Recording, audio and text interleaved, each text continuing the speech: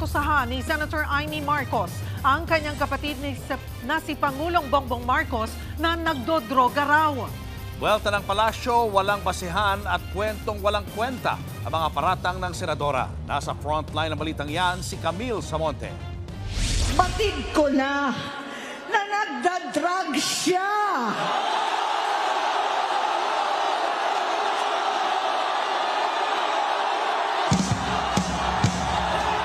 Nalaman ko at ng pamilya, seryoso ito. Minsan, kami ng Presidential Guard at Metro Gompa ang naglilinis tuwing nagpa-party po sila. Mismong ang super ate na si Senator Amy Marcos ang naglaglag sa kanyang nakababatang kapatid na si Pangulong Bongbong Marcos. Pati ang first family, dinamay ni Amy. Naisip ko noon, kapag nag-asawa siya, malalagay na sa tahimik at magkakaroon ng direksyon. Ang laki ng pagkakamali ko. Mas lumala ang kanyang pagkalulong sa droga.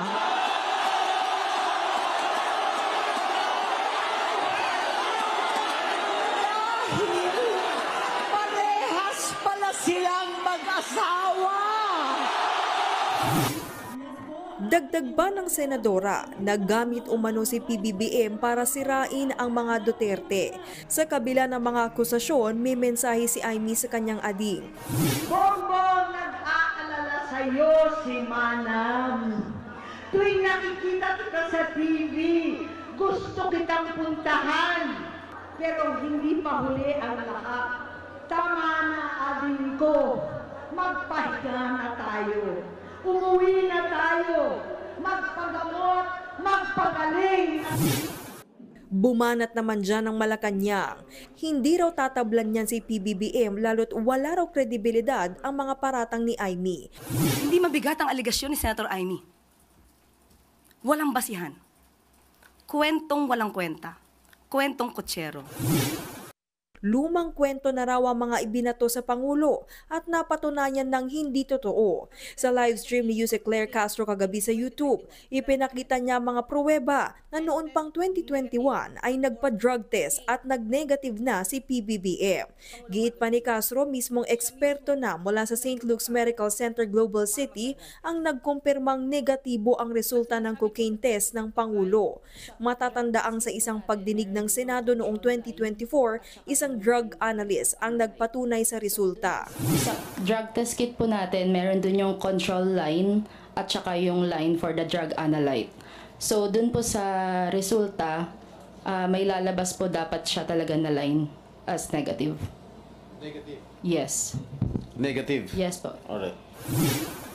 Ipinaalala pa ni Castro na si PBBM ang nag-donate ng kidney para sa kanyang amang si dating Pangulong Ferdinand Marcos Sr. Paano po kayo makakapag-donate ng kidney ang isang tao na hindi healthy? So, banat o pagmamahal? Pagmamahal ba ang paninira sa sariling kapatid? Tingin ng palasyo kung ano-ano nang iniuungkat na isyu laban sa Pangulo para lang mapatalsik siya sa pwesto. Pwes, hindi raw papatinag si PBBM. Hindi po opsyon sa administrasyon, sa Pangulo ang pagbibitiw. Ang Pangulo ay matapang, nahaharapin kung ano man ang suliranin ng bansa. At sila mga nag-iingay, sila ay ingay lamang. Ipinunto rin ni Yusek Castro ang pag-iingay ngayon ni Senator Amy. Samantalang matipid ang mga pahayag niya noong pinag-uusapan ang kontrobersya sa confidential funds ni Vice President Sara Duterte. Kitang-kita naman daw na may pinapanigan ang senadora. Mas pinoprotektahan niya ang mga taong may issue about corruption, mas pinoprotektahan niya ang mga taong umamin na murderer, kaysa sa kapatid niya na nagsasagawa lamang ng pagpapaimbestiga para mawala, masugpo ang korupsyon sa bansa. Bakit daw ba tila hinahadlangan ni Senator Amy ang investigasyon ng pamahalaan kaugnay ng korupsyon? Hindi raw kaya dahil mga kaalyado siya na nasasagasaan sa isyu ng flood control? Basang palasyo nanindigan na walang sisinuhin sa investigasyon kontra katiwalian. Hindi matitinag si Pangulong Marcos Jr. sa pag-usik sa sino mang nasa likod ng mga tiwaling gawain. Kamag-anak man, kaalyado, o kahit na ang sariling kadugo. Nagbabalita mula sa Frontline, Camille Samonte, News 5. Mga kapatid, Julius Babaw po.